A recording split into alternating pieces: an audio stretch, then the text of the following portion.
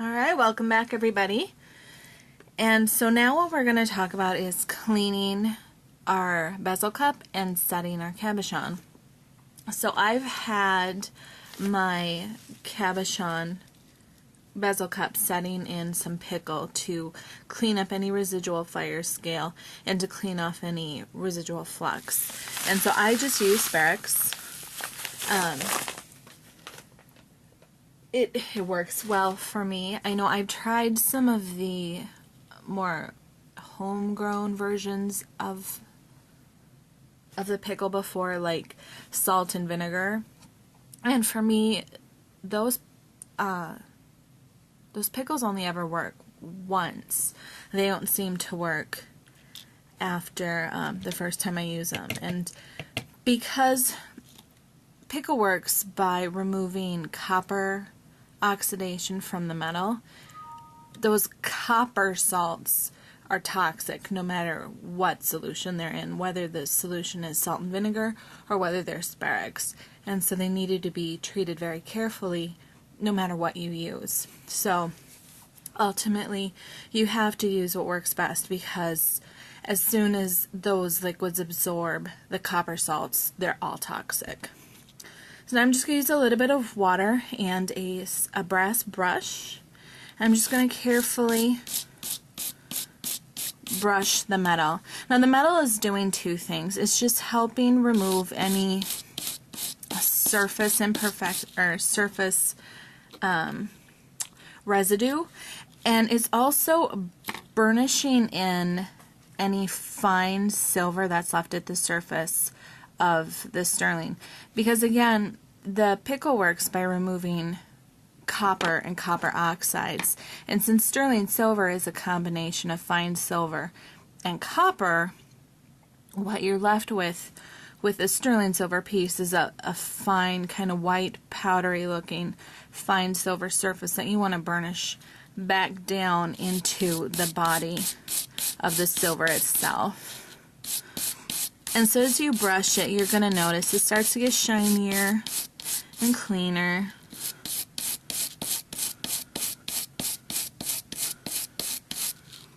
Turn it around.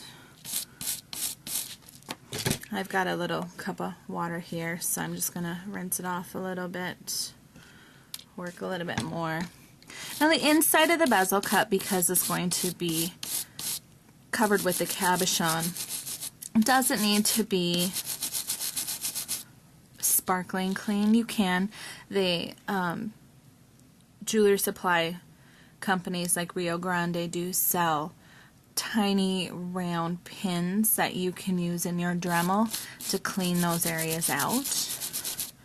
And sometimes I do, like if I'm working with maybe a cabochon that's transparent or translucent rather than opaque, then I will definitely clean it out.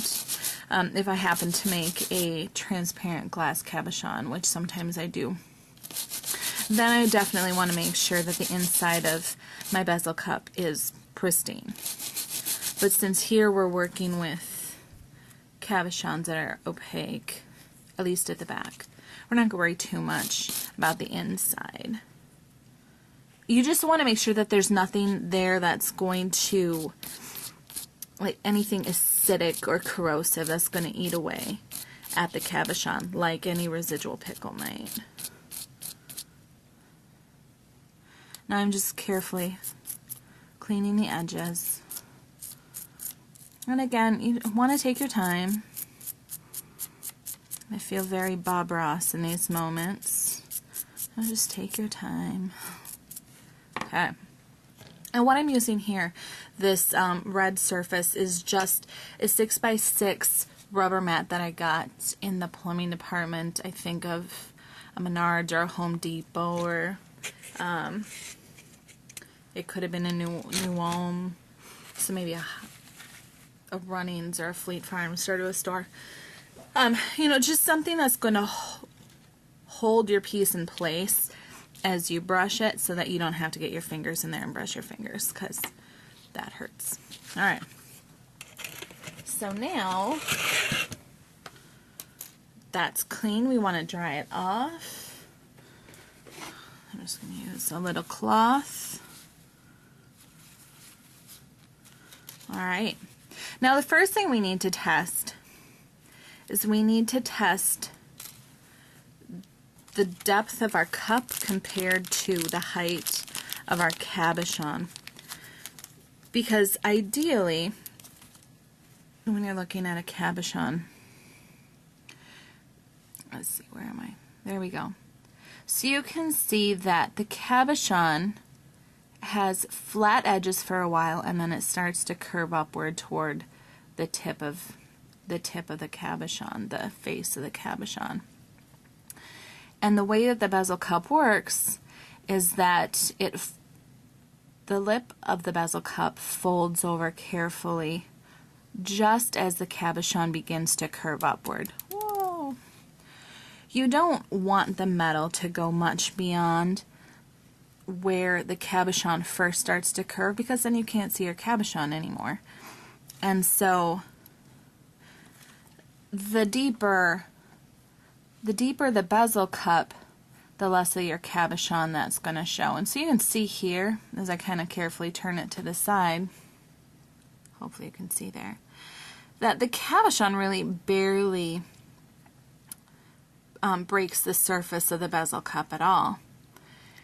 Now ordinarily, if you were just soldering the base of the bezel cup to something underneath it, you could actually file away the lip of the bezel cup to make the bezel cup more shallow and take care of the problem that way.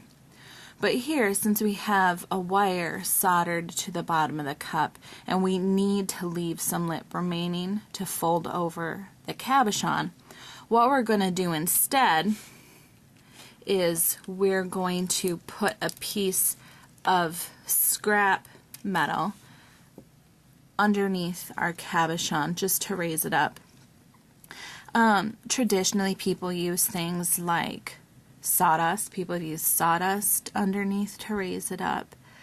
But I happen to do a lot of punching of discs, and so I happen to have a lot of leftover small copper discs that I really can't use in any other way. So here's my box of copper and brass leftover discs that I've punched.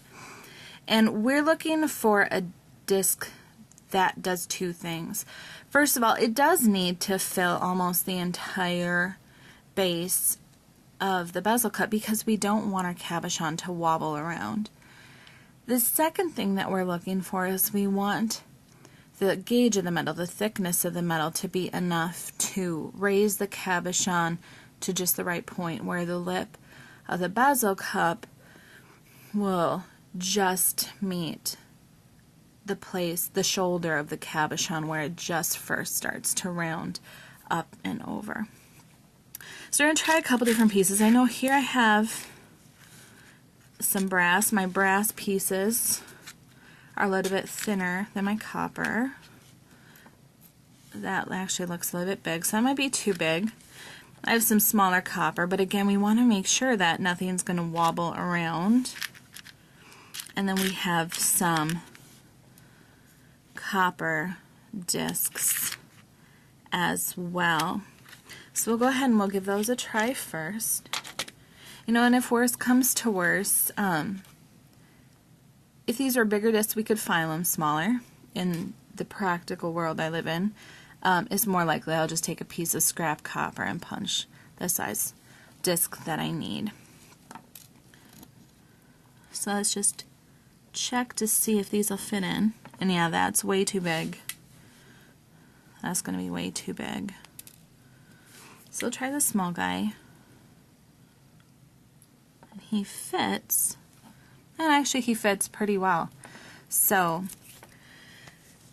now let's see how much the cabochon comes out now.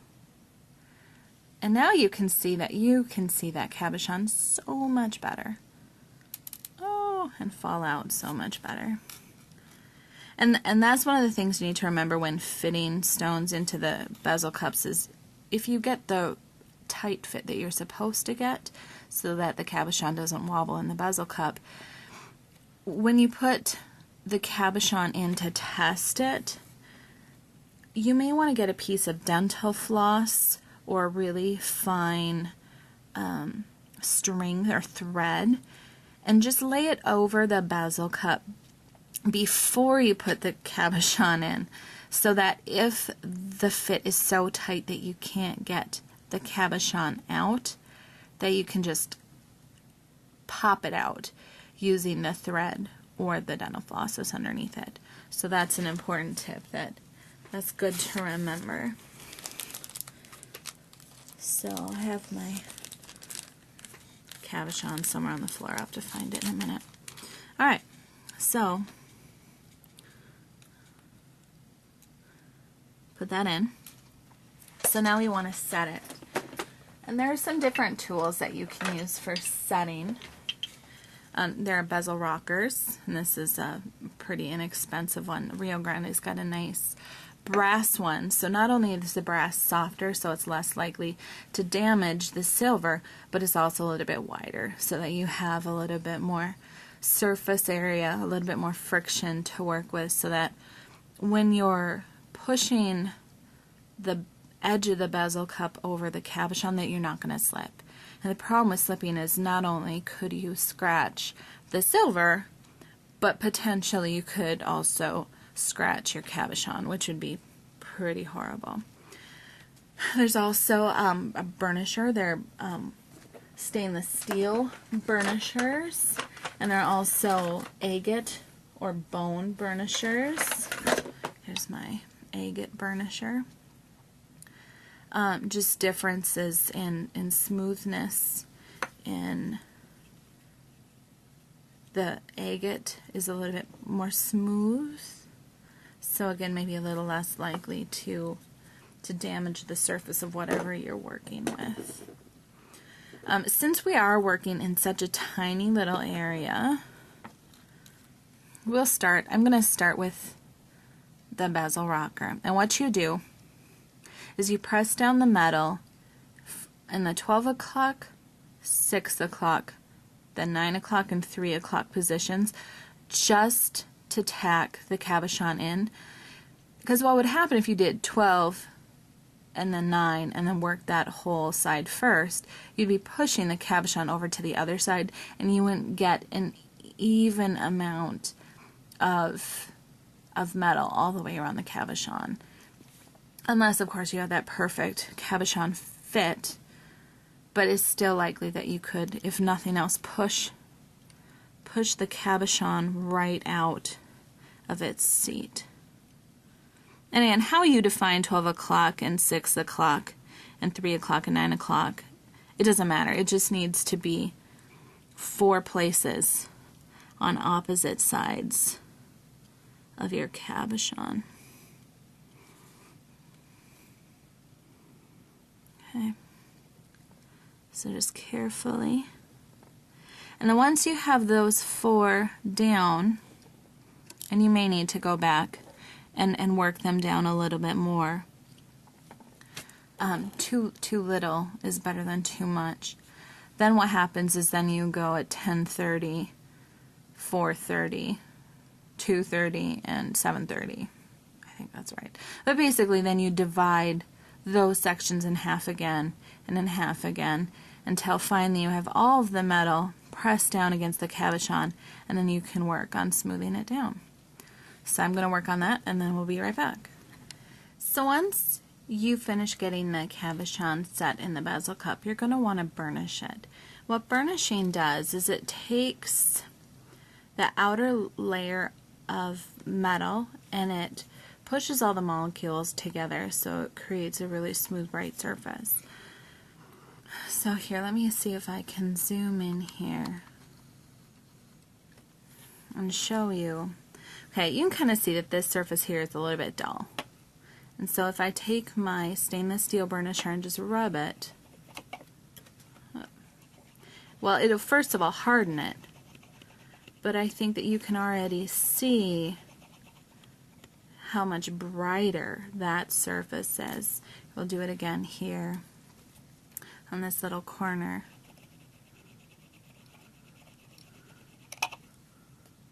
So you can see, and I'm not pushing hard. I'm not pushing hard at all. I'm just rubbing. So that process of burnishing pushes that metal, those molecules together. So not only does it work, harden it, but it takes out any sort of surface scratches or imperfections that may have accidentally appeared in the metal as you were setting the cabochon. So here, just gonna, and it's a tiny little surface, so it can be really hard to get in there and work, but I just take the tip on my burnisher and I work, careful to keep the very tip away from the metal because I don't want to gouge in again. You can also use a ring clamp. This is a, here, let me zoom back out. You can use a ring clamp to hold things in place. And then the way a ring clamp works is it's got a wedge on the other side. But again, this piece is a kind of small, even for a ring clamp. But if it helps, you can certainly use something like this, or you know, even something like a clippable clothesline, a clothespin. That's what they're called. Oh, my son's been playing with them all week. I should know what they're called. But even something like that can help you keep a hold on this stuff if your hands are getting a little bit fatigued. So, just burnishing that out. Now, one final tip that I've got to kind of clean this up and make it look beautiful is I have a set of small jeweler's files. These are from Grobet, and let me see if I can zoom out a little bit more. They have wood handles that came in a set of 6. Here. Our Mascot, which distributes the Grobet set of jeweler's files. And then what I did is I took my Dremel and I ground off the file grooves on one side. So with this side toward your cabochon, you can ever so carefully file the very top of the bezel cup. And if you have a graver used for engraving or cleaning up metal, that would actually be the more ideal tool to do this job, but I don't have a graver yet. So this is my solution. I mean, like with the graver, you do have to be careful about not nicking your stone, but I think that you'll find that by filing or graving that top edge, it's just going to make it stand out that much more. I mean, it's just one of those fine finishing details that really makes the difference in the way that your piece looks. So again, from the beginning, you take your bezel rocker, or you can even use a burnisher. In the 12, 6, 9, and 3 position, you're just pressing that lip of the bezel cup up over the cabochon. Then you halve each of those distances and do the same thing. And keep having the distances until all of the lip of the bezel cup has been sealed over the cabochon. And then after that's done, you use a burnisher to harden the metal around it, to smooth it all out, to brighten up the metal surface. And now again, finally, with a file that has an edge with the file grooves ground off, we're just using our file, again, just very carefully, because we really don't want to scratch up our cabochon. That's just one kind of final finishing step that you can take to make it look nice. So let's see if we can zoom in on this.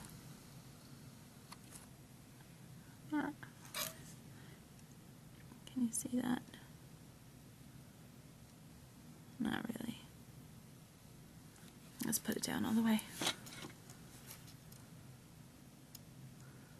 So there, cabochon, 4mm cabochon, set into a bezel cup and soldered onto a wire, ready to turn into some wire work earrings.